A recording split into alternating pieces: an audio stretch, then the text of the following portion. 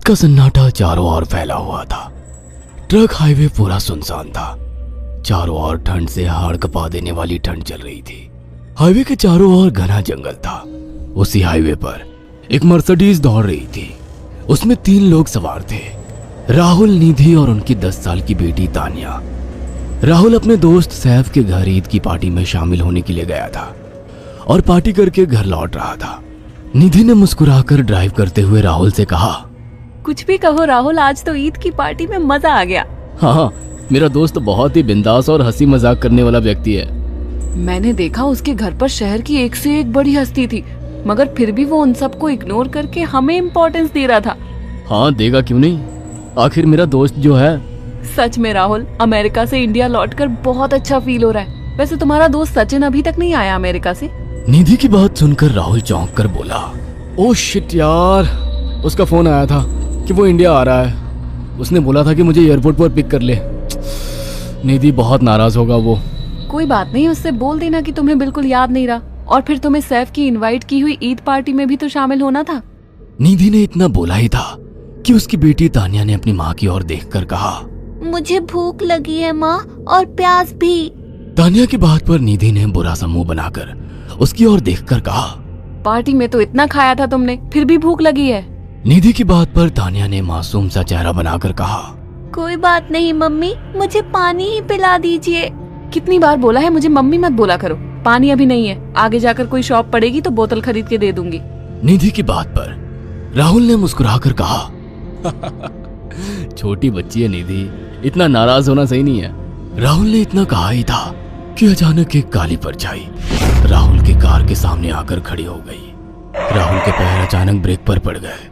गाड़ी तेज रफ्तार में थी। ब्रेक अचानक लगने से पलटते पलटते बाल बाल बची थी। राहुल के चेहरे पर भयानक ठंडी में भी पसीने की बूंद टपकने लगी। वो दोनों कार से बाहर निकल आए। निधि ने डरते हुए कहा, आखिर कौन था ये?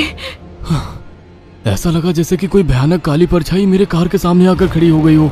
वह दोनों काली रात के सन्नाटे में इधर उधर देखने लगे। तभी निधि को एक घने पेड़ के पास 2 चमकीली हुई आंखें दिखाई दी। उसकी आंखें बिल्कुल भेड़ियों की तरह लग रही थी। निधि ने चीखते हुए राहुल से कहा, राहुल देखो कौन है वो, जल्दी से गाड़ी में बैठो, मुझे बहुत डर लग रहा है। राहुल ने उस तरफ देखा तो उसके रोंगटे खड़े हो गए। वो दोनों गाड़ी के अंदर बैठने ही वाले थे कि अचानक एक अजीब सा चेहरा वाला भयानक सा आदमी बिजली की रफ्तार से उनके सामने आकर खड़ा हो गया। राहुल ने देखा कि उसका चेहरा बिल्कुल सड़ा हुआ था और उसकी आंखें भेड़िए की तरह चमक रही थी। उसके लंबे लंबे बाल उसके कंधे तक आ रहे थे और उसके दांत भेड़िए की तरह बाहर की ओर निकल रहे थे। हाथों की जगह नुकीले पंजे थे।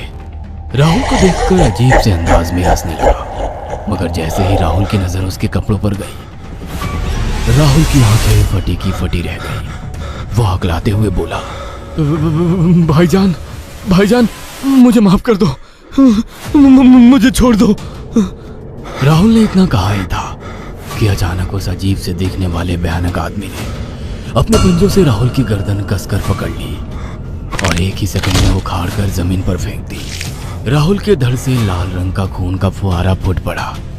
इस भयानक मंजर को देखकर निधि के गले से एक जोरदार चीख निकल गई। निधि इससे पहले भागती कि अचानक उस भयानक दिखने वाले आदमी ने निधि को पकड़ लिया और अपने नुकीले पंजे उसके पेट में गड़ा दिए और उसकी अतड़ियां बाहर निकाल दी। निधि की एक दिल दहला देने वाली चीख सन्नाटे को चीर गई।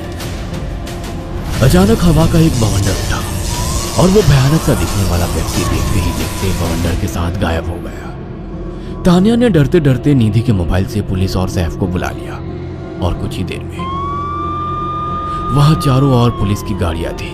पुलिस ने राहुल के दोनों दोस्त सैफ और सचिन को वहीं बुला लिया। इंस्पेक्टर अर्जुन ने दोनों से कहा, मैंने ऐसी हत्याएं अपने करियर में कभी पहले नहीं देखी। ये काम तो ना किसी जानवर का लगता है, ना ही किसी इंसान का। सचिन कपकपाती हुई आवाज में बोला, आप कहना क्या चाहते हैं? कुछ कह नहीं सकता। जिस किसी ने भी इन दोनों को मारा है उससे एक बात तो साबित होती है कि वो इन दोनों से हद से ज्यादा नफरत करता था। अब सारी सच्चाई तो ये बच्ची ही बता सकती है। इतना बोलकर इंस्पेक्टर अर्जुन तानिया के पास चला गया, जो बेहद डरी हुई थी। तानिया ने आंखों देखी सारी घटना इंस्पेक्टर अर्जुन को बता दी। तानिया की बात सुनकर इंस्पेक्टर अर्जुन कंफ्यूज चेहरा लेकर मोबाइल पर किसी से बात करने लगे। सचिन इंस्पेक्टर के पास आ गया और सैफ भी डरता हुआ इंस्पेक्टर अर्जुन के पास आकर बोला, क्या हुआ इंस्पेक्टर? तानिया ने क्या बताया? उसने जो बताया वो काबिले यकीन नहीं है। उसकी बात पर किसी भी तरह से यकीन नहीं किया जा सकता। फिर भी कुछ तो बताया इंस्पेक्टर। हाँ, उस बच्ची के मुताबिक एक भूत ने निधि और राहुल को बड़ी बेदर्दी से मारा है। इंस्पेक्टर की बात सुनकर दोनों बुरी तरह से चौंक गए। क्या मतलब है इस बात का? बच्ची बेहद डरी हुई है। हम आगे की तफ्तीश जारी रखेंगे। निधि और राहुल तो चले गए, अब तानिया को मैं रख लूंगा। नहीं नहीं, राहुल मेरा अच्छा दोस्त था। तानिया अब मेरे साथ रहेगी। देखिए, बच्ची के माँ बाप अब इस दुनिया में नहीं है और आप दोनों भी शादीशुदा है। मुझे नहीं लगता कि आप दोनों बच्ची की सही से देखभाल कर सकते हैं। मेरी कोई औलाद नहीं है। मैंने अपनी पत्नी को फोन कर दिया है, वो भी IPS ऑफिसर है। ये बच्ची आज से मेरे साथ रहेगी। उसका मासूम चेहरा मेरे दिल में उतर गया है। अब तुम दोनों जा सकते हो। पूछताछ के लिए मैं जब भी तुम्हें बुलाऊं तुम दोनों आ जाना। इंस्पेक्टर ने ये बात बोली ही थी कि अचानक वहां पर मौसम बदल गया। चारों ओर काली घटाएं छा गई और एक भयानक बवंडर उठा और देखते ही देखते सब पुलिस वालों के सामने वो भयानक चेहरे वाला आकार सबके सामने खड़ा हो गया। उसको देखकर सबके रोंगटे खड़े हो गए। देखते ही देखते उसने अपने भयानक पंजे सैफ की आंखों में डालकर उसकी आंखें निकाल ली। सैफ ने चीखते हुए वहीं दम तोड़ दिया। उस भयानक आदमी को देखकर सचिन उसके पैरों पर गिर गया। तुम तो भाईजान से कपड़े पहने हो। मैं समझ गया, तुम भाईजान हो।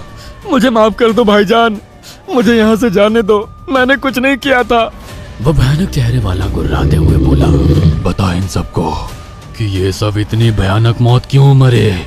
सचिन दौड़ता हुआ इंस्पेक्टर अर्जुन के पास गया और बोला, मैं जानता हूँ इसने इन तीनों को क्यों मारा। इसका नाम भाईजान था। जब ये जिंदा था ये किसी का भाई किसी की जान था। बहुत साल पहले ये हम सबका बहुत अच्छा गहरा दोस्त और बिजनेस पार्टनर था। ये सबकी बहुत मदद किया करता था। इसकी प्यारी सी बेटी थी तानिया, जो इस वक्त कार के अंदर बैठी हुई है। ये इसी की बेटी है।